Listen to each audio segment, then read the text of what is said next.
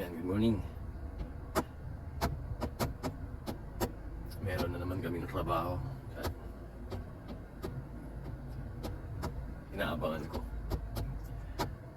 Ibabalidate natin kung totoo ba yung mga aligasyon sa kanya. Ibabalidate natin para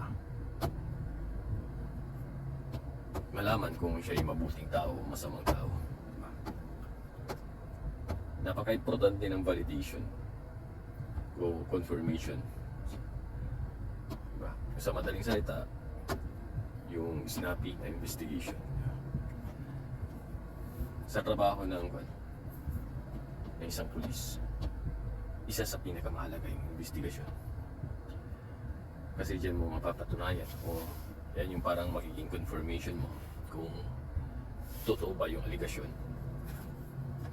Kung siya ba ay may kasalanan talaga at ano yung mga ebidensya na magpapatunay na siya ay may sala. Itong mga ebidensya na rin ito rin yung tutukoy o kukumpirma na naganap nga ang insidente, diba? At magtuturo na siya nga yung gumawa na. Kaya pagka in-apply mo ang snappy na investigasyon, lahat ng klase ng pag-imbestiga in all means, in all forms, napakalaga niyan dahil hindi mo lang mapapatunayan yung kung sino yung may sala, may liligtas mo pa yung taong walang kasalanan, diba?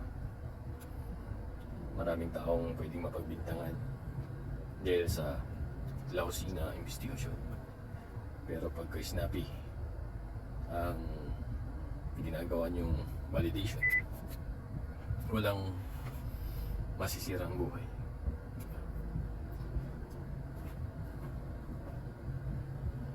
So, yan na yung kuha natin. God bless and good morning.